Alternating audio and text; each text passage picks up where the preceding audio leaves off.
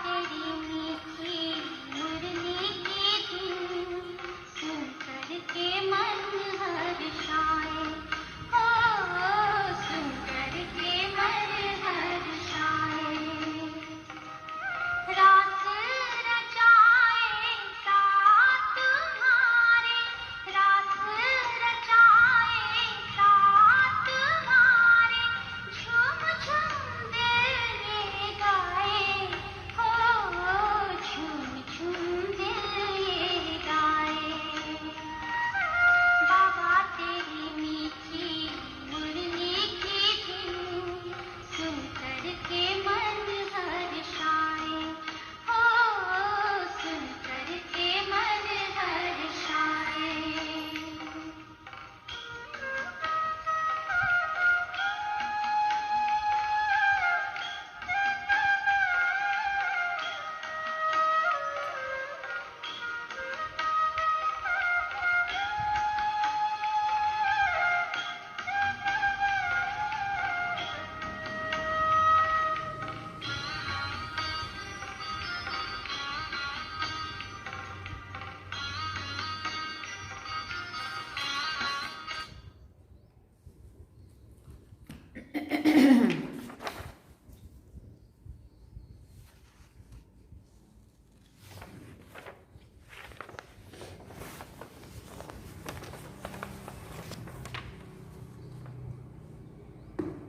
ओम शांति। बाबा good morning. आज अव्यक्त बाप दादा के 13 नवंबर 2022 के महावाक्य हैं। रिवाइज कोर्स 10 दिसंबर 1992 92 में बाबा ने ये मुरली चलाई थी और बाबा ने सार में कहा, पूर्वज और पूज्य की स्मृति में रहकर सर्व की अलौकिक पालना करो। पूर्वज और पूज्य की स्मृति में रहकर सर्व की अलौकिक पालना करो। आज विश्व रचता बाप अपनी श्रेष्ठ रचना को देख रहे थे। सर्व रचना में से श्रेष्ठ रचना आप ब्राह्मण आत्माएं हो, क्योंकि आप ही विश्व की पूर्वज आत्माएं हो। एक तरफ पूर्वज हो, साथ साथ पूज्य आत्माएं भी हो। इस कल्प वृक्ष की फाउंडेशन अर्थात जड़ आप ब्राह्मण आत्माएं हो। इस वृक्ष के मूल आधार तना भी आप हो, इसलिए आप सर्व आत्माओं के लिए पूर्वज हो। सृष्टि चक्र के अंदर जो विशेष धर्म पिता कहलाए जाते हैं, उन धर्म पिताओं को भी आप पूर्वज आत्माओं द्वारा ही बाप का संदेश प्राप्त होता है, जिस आधार से ही समय प्रमाण वो धर्म पिताएं अपने धर्म की आत्माओं प्रति संदेश देने के निमित्त बनते हैं। बाबा ने कहा ना, जितनी भी धर्म आत्माएं हैं वो भी यहाँ आके संदेश लेंगी और यहीं से आकर के बाबा से ही वो शक्ति भरेंगी, तुम्हारे द्वारा ही, है ना। और फिर वो अपने अपने धर्म में जाके भी अच्छा ऊंचा बन करके काम करेंगी, तो वो भी यहाँ से शक्ति भरेंगी, यहीं से बाप का संदेश उनको भी मिलेगा। जैसे ब्रह्मा बाप ग्रेट ग्रेट ग्रैंडफादर है, तो ब्रह्मा के साथ आप ब्राह्मण आत्माएं भी साथी हो, इसलिए आप पूर्वज आत्माएं गाई हुई है। पूर्वज आत्माओं का डायरेक्ट चाहे इनडायरेक्ट सर्व आत्माओं से कनेक्शन है। जैसे वृक्ष की सर्व टाल टालियों का संबंध जड़ से व तना से जरूर होता है, चाहे किसी भी धर्म की छोटी व बड़ी टाल टालियां हो, लेकिन संबंध स्वतः ही होता है। तो पूर्वज हुए ना।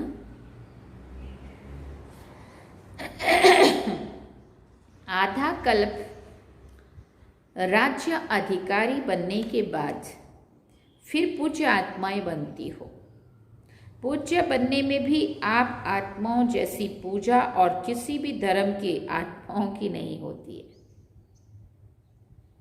आधा कल्प देवी देवता बन के राज किया और जब पूज्य बने हाँ, मूर्तियाँ बन करके मंदिरों में बैठी तो भी जितनी पूजा तुम्हारी होती है उतनी और दूसरे किसी की नहीं होती है। वहाँ पे तुम पूज्य में भी आगे हो।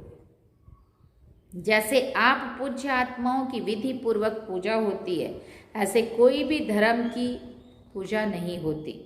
बाप के कार्य में जो आप ब्राह्मण साथी बनते हो, उन्हों को की भी देवती देवता और देवी के रूप में विधि पूर्वक पूजा होती है। और कोई भी धर्म पिता के साथी धर्म की पालना करने वाली आत्माओं की विधि पूर्वक पूजा नहीं होती, गायन होता है। तो बाबा कहते स्टैच्यू, मूर्ति बनाते हैं, लेकिन आप जिससे पूज्य नहीं बनाते हैं। गायन, आपका गायन भी होता है और पूजा भी होती है। गायन की विधि भी आप ब्राह्मण आत्माओं की सबसे न्यारी है।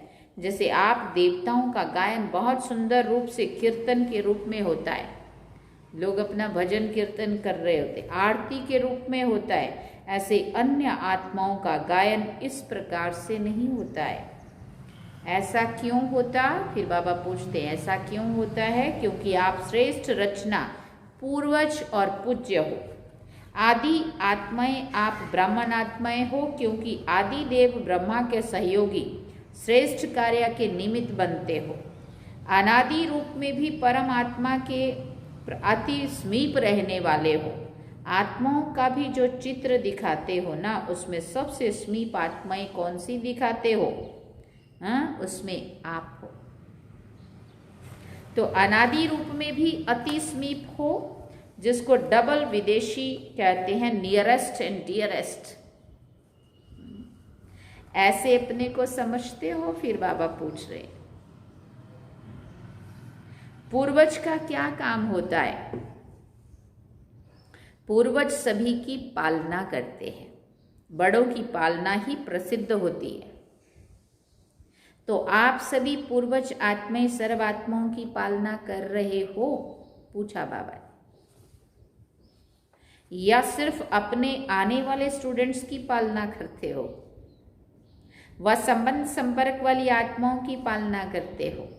सारे विश्व की आत्माओं के पूर्वज हो, वह सिर्फ ब्राह्मण आत्माओं के पूर्वज हो? जो जड़ व तना होता है ना, वो सारे वृक्ष के लिए होता है। इसीलिए हम लोगों को किसी से और कभी भी नफरत नहीं आती, ज्ञानी हो या अज्ञानी हो, हाँ, लौकिक हो या अलौकिक हो, या हाँ, जो भी हो, वह सिर्फ अपने लिए तना के लिए, वह सिर्फ अपने तना के लिए ही होता है। सब टाल टालियों के लिए होता है ना। जड़ अथवा तना द्वारा सारे वृक्ष के पत्तों को पानी मिलता है। सबको प्राप्ति यहीं से होती है, बाबा कहते हैं। कोई कोई लोग ऐसा नहीं है जरूरी कि वो ज्ञान में चलेंगे, लेकिन वो वैसे मिलने के हिसाब से भी आएंगे, बैठेंगे, उनको अच्छा लगता है यहीं आकर के। कुछ न कुछ भी उनको जो भी थोड़ी बहुत भी प्राप्ति करनी होगी, वो भी उनको यहीं आके मिलती है। सिर्फ थोड़ी टाल टालियों को पानी मिलता है क्या? सबको मिलता है ना। लास्ट वाले पत्तों को भी मिलता है। इतना बेहद का नशा है, पूछते बाबा। वह बेहद से हद में भी आ जाते हो। कितनी सेवा करनी है? हर एक पत्ते को पानी देना है, अर्थात सर्वात्माओं की पालना करने के निमित्त हो। किसी भी धर्म की आत्माओं को मिलते हो व देखते भी हो तो हे पूर्वज आत्माएं, ऐसे अनुभव करती हो कि ये सब आत्माएं हमारे ग्रेट ग्रेट ग्रैंडफादर की वंशावली हैं। हम ब्राह्मण आत्माएं भी मास्टर ग्रेट ग्रेट ग्रैंडफादर हैं, अर्थात पूर्वज हैं। ये सब हमारे हैं, वह सिर्फ ब्राह्मण आत्माएं हमारी। कितनी ऊंची बात कही बाबा ने। जब भाई भाई कहते हैं तो आप पूर्वज आत्माएं बड़े भाई अर्थात बाप समान हो। इस स्मृति को ही प्रैक्टिकल लाइफ में अनुभव करना है और कराना है। आप सभी पूर्वज आत्माओं की पालना का स्वरूप क्या है? लौकिक जीवन में भी पालना का आधार क्या होता है? पालना करना अर्थात किसी को भी शक्तिशाली बनाना। किसी भी विधि से, साधन से पालना द्वारा शक्तिशाली बनाते हो, चाहे भोजन द्वारा, चाहे पढ़ाई द्वारा, लेकिन पालना का प्रत्यक्ष स्वरूप आत्मा में शक्ति, शरीर में शक्ति आ जाती है। तो पालना का प्रत्यक्ष स्वरूप हुआ शक्तिशाली बनाना। आप पूर्वज आत्माओं के पालना की विधि क्या है? अलौकिक पालना का स्वरूप है स्वयं में बाप द्वारा प्राप्त हुई सर्व शक्तियां अन्य आत्माओं में भरना। जिस आत्मा को जिस शक्ति की आवश्यकता है उसकी उस समय उस शक्ति द्वारा पालना करना। ऐसी पालना करनी आती है? पूछ रहे बाप। पूर्वज तो हो ना, सभी पूर्वज आत्माएं हो कि छोटे हो? सभी पूर्वज हैं या कोई कोई विशेष आत्माएं हैं? तो पूर्वजों को पालना करनी आती है ना? सिर्फ सेंटर की पालना करते हो या सारे विश्व की आत्माओं की पालना करते हो? सिर्फ प्रवृत्ति की पालना करते हो या विश्व की पालना करते हो? वर्तमान समय आप पूर्वज आत्माओं के पालना की सर्व आत्माओं को आवश्यकता है।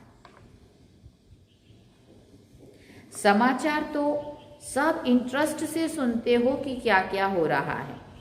अयोध्या की घटना के बाद कई स्थानों से हिंसा के समाचार मिल रहे हैं, लेकिन पूर्वज आत्माओं ने समाचार सुनने के बाद सरब की पालना की। अशांति के समय आप पूर्वज आत्माओं का और विशेष कार्य स्वतः ही हो जाता है।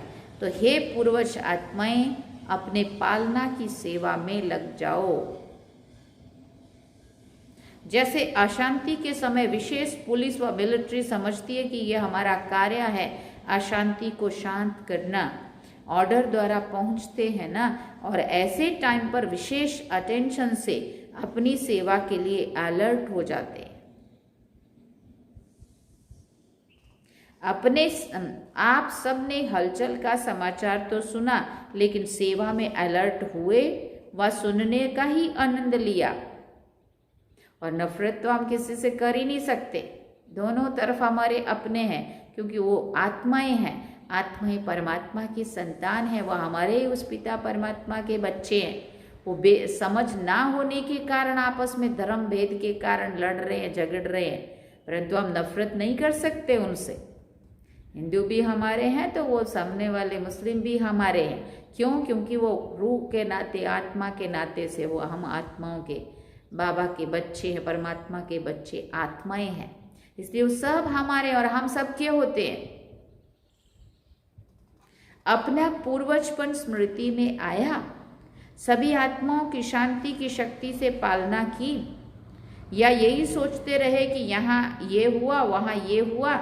विशेष आत्माओं की ऐसे समय पर सेवा की अति आवश्यकता है।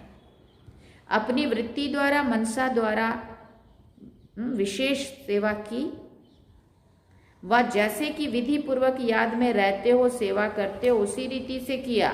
आप रूहानी सोशल वर्कर भी हो, तो रूहानी सोशल वर्कर ने अपनी विशेष एक्स्ट्रा सोशल सेवा की। इतनी अपनी जिम्मेवारी समझी, या प्रोग्राम मिलेगा तो करेंगे। ऐसे समय पर सेकंड में अपनी सेवा द्वारा अलर्ट हो जाना चाहिए। यही आप पूर्वज आत्माओं की जिम्मेवारी है। अभी भी विश्व में हलचल है, और ये हलचल तो समय प्रति समय बढ़नी ही है। अभी भी देखो चारों तरफ, चाहे वो भारत के हो, चाहे वो विदेश के हो, पूरे विश्व की आत्माएं तो सब है ना, चाहे यूक्रेन हो या रशिया हो या कोई भी हो। अब जहाँ भी हो रहा है, जो भी हो रहा है, लेकिन हम सब तना का क्या फर्ज बनता है? उनका मनसा सेवा करें, उन आत्माओं के लिए शक्ति भरें, उनको शांति दें, है ना, या उनके लिए अच्छी शुभ भावना रखें। ऐसा नहीं है कि वो लड़ते रहें, हम सुनते रहें या देखते रहें। हमारा फर्ज बनता है उन तक की उनकी मनसा सेवा करना। तो बाबा कहते, आप आत्माओं का फर्ज है ऐसे समय पर आत्माओं में विशेष शांति की, सहन शक्ति की हिम्मत भरना। सब कुछ तबाह बर्बाद हो रहा है वहाँ। लाइट हाउस बन सरब को शांति की लाइट देना। समझा क्या करना है? अभी अपनी जिम्मेवारी व फर्ज अदाई और तीव्र गति से पालन करो, जिससे आत्माओं को रूहानी शक्ति की राहत मिले। जलते हुए दुख की अग्नि में शीतल जल भरने का अनुभव करें। ये फर्ज अदाई कर सकते हो? पूछ रहे हैं बाबा। दूर से भी कर सकते हो या जब सामने आएंगे तब करेंगे? कर तो रहे हो, लेकिन अभी और जैसे हलचल तेज हो जाती है तो आपकी सेवा भी और तेज हो जाए। समझा? पूर्वजों की पालना का क्या है? ऐसे नहीं कि पूर्वज है लेकिन पालना नहीं कर सकते। पूर्वज का काम ही है पालना द्वारा शक्ति देना। श्रेष्ठ शक्तिशाली स्थिति द्वारा परिस्थिति को पार करने की शक्ति अनुभव कराओ। अच्छा, कितना बड़ा काम मिला। पूर्वज, आप तना हो, आप पूर्वज आत्माएं। चारों ओर के सर्व आदि देव ब्रह्मा के मददगार आदि आत्माओं को, सर्व आत्माओं के फाउंडेशन पूर्वज आत्माओं को, सदा सर्व आत्माओं के प्रति बेहद सेवा की श्रेष्ठ वृत्ति रखने वाली आत्माओं को, सर्व रूहानी सोशल सेवाधारी आत्माओं को बाप दादा का याद प्यार और नमस्ते। हम रूहानी बच्चों की भी रूहानी माता पिता बाप दादा को दिलवा चांद सीखवा प्रेम से याद प्यार, गुड मॉर्निंग, नमस्ते, थैंक यू बाबा, शुक्रिया बाबा। अब दादियों से बाबा ने मुलाकात की। वर्तमान समय अशांत आत्माओं को शांति देना, यही सभी का विशेष कार्य है। रहम दिल बाप के बच्चों को सर्व आत्माओं के प्रति रहम आता है ना। रहम दिल क्या करता है? रहम का अर्थ ये किसी भी प्रकार की हिम्मत देना, निर्बल आत्मा को बल देना। तो आत्माओं के दुख का संकल्प तो मास्टर सुखदाता आत्माओं के पास पहुंचता ही है। जैसे वहां दुख की लहर है, ऐसे ही विशेष आत्माओं में मनसा सेवा की विशेष लहर चले। देना है, कुछ करना है, क्या किया वो हर एक को सेवा का एक्स्ट्रा चार्ट चेक करना चाहिए। जैसे साधारण सेवा चलती है तो वो तो चलती है, लेकिन वर्तमान समय वायुमंडल द्वारा वृत्ति द्वारा सेवा का विशेष अटेंशन रखो। इसी से स्व की स्थिति भी स्वतः ही शक्तिशाली हो जाएगी। ऐसी लहर फैलाई है। विश्व के राजे बनते हैं तो सर्व आत्माओं के प्रति लहर होनी है ना। वंचित कोई आत्मा रह ना जाए, चाहे अन्य धर्म की आत्माएं हो, लेकिन है तो अपनी वंशावली ना। चाहे कोई भी धर्म की आत्माएं हैं, लेकिन जड़ तो एक ही है। ये लहर है। ठीक, किसी ने कहा नहीं है। बाबा ने कहा अटेंशन प्लीज। हम सबके हैं, सब हमारे हैं, क्योंकि सब उस पिता परमात्मा के शिव बाबा के बच्चे। बाबा ने क्या कहा? Attention please. उसके बाद अव्यक्त बाप दादा की पर्सनल मुलाकात। व्यर्थ के प्रभाव में आने वाले नहीं, अपना श्रेष्ठ प्रभाव डालने वाले बनो। सदा अपने को पुरुषार्थ में आगे बढ़ने वाली आत्मा हूँ ऐसा अनुभव करते हो। पुरुषार्थ में कभी भी ठहरती कला, कभी उतरती कला, ऐसा नहीं होना चाहिए। कभी बहुत अच्छा, कभी थोड़ा अच्छा, ऐसा नहीं। सदा बहुत अच्छा, क्योंकि समय कम है और संपूर्ण बनने की मंजिल श्रेष्ठ है। तो अपने भी पुरुषार्थ की गति तीव्र करनी पड़े। पुरुषार्थ के तीव्र गति की निशानी है कि वो सदा डबल लाइट होगा, किसी भी प्रकार का बोझ नहीं अनुभव करेगा।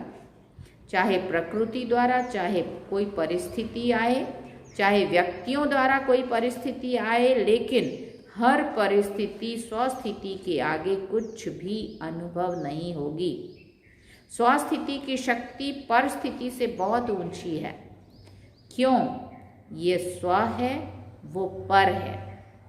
अपनी शक्ति भूल जाते हो तब ही परिस्थिति बड़ी लगती है। सदा डबल लाइट का अर्थ ही है कि लाइट अर्थात ऊंचे रहने वाले। हल्का सदा ऊंचा जाता है, बोझ वाला सदा नीचे जाता है।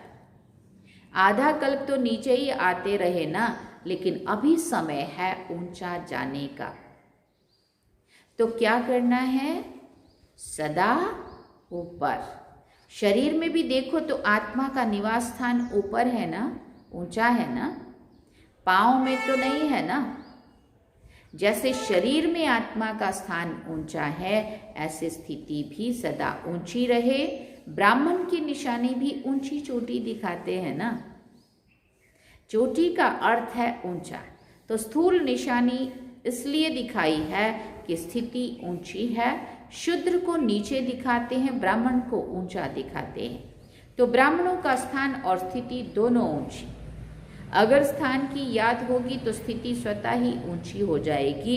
ब्राह्मणों की दृष्टि भी सदा ऊपर रहती है, क्योंकि आत्मा आत्माओं को देखती है। आत्मा ऊपर है तो दृष्टि भी ऊपर जाएगी। कभी भी किसी से मिलते हो या बात करते हो तो आत्मा को देखकर बात करते हो ना, आत्मा से बात करते हो। आपकी दृष्टि आत्मा की तरफ जाती है। आत्मा मस्तक में है ना, तो ऊंची स्थिति में स्थित रहना सहज है। जब ऐसी स्थिति हो जाती है तो नीचे की बातों से, नीचे के वायुमंडल से सदा ही दूर रहेंगे, उसके प्रभाव में नहीं आएंगे। अच्छा प्रभाव पड़ता है या खराब प्रभाव भी पड़ जाता है। अगर प्रवृत्ति में खराब वायुमंडल हो, फिर क्या करते हो? प्रभावित होते हो। क्या करें, वातावरण ही ऐसा था, लोग ही ऐसे थे, वहाँ बात ही ऐसी थी, वहाँ घड़ी ऐसी थी, फलाना है ना, परिस्थिति ऐसी थी। नहीं, खराब को अच्छा बनाने वाले हो या प्रभाव में आने वाले हो, हमें उनके प्रभाव में आ जाना चाहिए या उस माहौल को बदलने के हमें निमित्त बन जाना चाहिए। अभी 2-3 दिन पहले की बात है, हम एक बार वो जो कोई शरीर छोड़ता है तो वहाँ बहुत सारे लोग, 1000 जितने लोग होंगे मेरे ख्याल से, बहुत सारे थे, 1000 से भी ज़्यादा होंगे, 1500-2000 हज़ार भी होंगे। हाँ, भाई लोग बाहर बैठे थे, माताएं अंदर, एक कमरा, दूसरा कमरा, 4 कमरे में माताएं फैली हुई थी सब जगह, और बाहर भाई थे, विधि चल रही थी, अंदर माताएं जोर जोर से रो रही थी। और हम लोग गए और थोड़ी देर शांति में बैठे और एक एक को 2 बात 3 बात सुनाई कि जाने वाली आत्मा को शांति चाहिए, तुम्हारा रोना नहीं चाहिए, तुम शांति में बैठ करके परमात्मा को याद करो, उस आत्मा को शांति का दान दो, शांति से विदाई दो। एकदम माहौल शांति का हो गया, सेवा हो गई ना। नहीं तो इतना जोर जोर से रो रहे थे, उनको लग रहा था कि रोएंगे तो अच्छा होगा, शायद लोगों को समझ में आना चाहिए हम बहुत दुखी हैं। दुख है अंदर, सारे को होगा हमारे बीच में से अगर हमारा कोई चला गया, परंतु दुखी होने से और रोने से वो आत्मा नहीं आएगी। और अब हमारा उसके प्रति सच्चा प्यार क्या है? तो शांति से बैठ करके शिव बाबा को, परमात्मा को याद करो, उस आत्मा को शांति की दान दो। ये है सेवा। और रोने वाले सब बंद हो गए। हाँ, सच्ची बात है, सही बात है, माना उन लोगों ने, और सही में शांत हो गए। तो हमें उनके वातावरण से प्रभावित नहीं होना है कि वो रो रहे हैं तो चलो हम भी मुंह ऐसा कर दे उदास, ताकि उनको भी लगना चाहिए हम भी दुखी हुए उनके दुख में। नहीं, आप भी शांत स्वरूप आत्मा उस स्थिति में टिक जाओ, उनको आत्माओं को स्काश दो और उनके प्रभाव में ना आकर के उनको प्रभाव डालो। तो बाबा पूछ रहे, खराब को अच्छा बनाने वाले हो या प्रभाव में आने वाले हो? क्योंकि माया भी देखती है कि अच्छा उंगली तो पकड़ ली है, उंगली के बाद हाथ पकड़ेगी, हाथ के बाद पाँव भी पकड़ लेगी, इसलिए प्रभाव में नहीं आना। प्रभाव में आने वाले नहीं, श्रेष्ठ प्रभाव डालने वाले बनो। तो ब्राह्मण आत्मा अर्थात सदा डबल लाइट, ऊंचे रहने वाले, इसी स्मृति से आगे उड़ते चलो। अच्छा, सभी खुश रहते हो ना? दुख की लहर तो नहीं आती है, क्योंकि जो दुख धाम छोड़कर चले, जो दुख धाम छोड़ चले, उनके पास दुख की लहर कैसे आ सकती है? फिर बाबा ने कहा, संगम पर दुख धाम और सुख धाम दोनों का ज्ञान है ना। दोनों को के नॉलेजफुल शक्तिशाली आत्माएं हैं, गलती से भी दुख धाम में नहीं जा सकते। सदा खुश रहने वालों के पास दुख की लहर कभी आ नहीं सकती। अच्छा, सेवा और स्व उन्नति दोनों का बैलेंस रखो। ऐसे नहीं कि सेवा में मस्त हो गए तो स्व उन्नति भूल गए। सेवा का शौक ज्यादा है, लेकिन दोनों का बैलेंस। समझा? अच्छे चल रहे हैं, लेकिन सिर्फ अच्छे तक नहीं रहना, और अच्छे थे अच्छे। अच्छा, इतनी सारी बातें सुन करके बाबा ने वरदान में कहा, अपनी जीवन को हीरे समान वैल्यूबल बनाने वाले स्मृति और विस्मृति के चक्र से मुक्त भव। ये संगम युग स्मृति का युग है और कलयुग विस्मृति का युग है। अगर अपने श्रेष्ठ पाठ, श्रेष्ठ भाग्य की सदा स्मृति है तो हीरे समान वैल्यूबल हो, और अगर विस्मृति है तो पत्थर हो। ये स्मृति और विस्मृति का खेल है। संगम युग के रहवासी कभी कलयुग में चक्कर लगाने नहीं जा सकते। अगर थोड़ा भी बुद्धि गई तो चक्र में फंस जाएंगे, क्योंकि कलयुग में बहुत रौनक है, लेकिन ये वो रौनक धोखा देने वाली है। वो जो दिख रही है ना चमकीली दुनिया, वो कहाँ पैर गड्ढे में खाई में चला जाएगा पता भी नहीं। धोखा देने वाली। स्लोगन में बाबा ने कहा, अपनी कर्मेंद्रियों को लॉ और ऑर्डर प्रमाण चलाने वाले ही सच्चे राजयोगी हैं। अपनी कर्मेंद्रियों को लॉ और ऑर्डर प्रमाण चलाने वाले ही सच्चे राजयोगी हैं। अच्छा, ओम शांति। सार में बाबा ने कहा, पूर्वज और पूज्य की स्मृति में रहकर सरक की अलौकिक पालना करो। ये थे आज के अव्यक्त बाप दादा के महावाक्य। अब हम बाबा को याद करेंगे। चलिए, ओम शांति।